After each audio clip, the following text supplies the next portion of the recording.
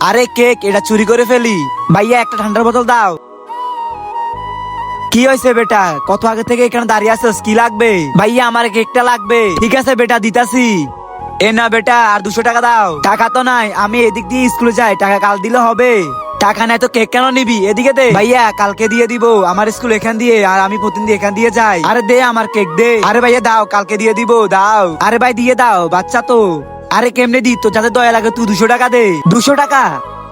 আরে বেটা, তোকে তো মনে হচ্ছে অনেক বড় লোকের ছেলে, তোর কেক দরকার তো বাড়ি থেকে টাকা নিয়ে আসতি। ভাইয়া আমার জন্মদিন না আসলে। আরে এবার দে, টাকা দে, নাহলে কেকটা রেখে দি। আরে ভাইয়া দাঁড়াও, এ নাও।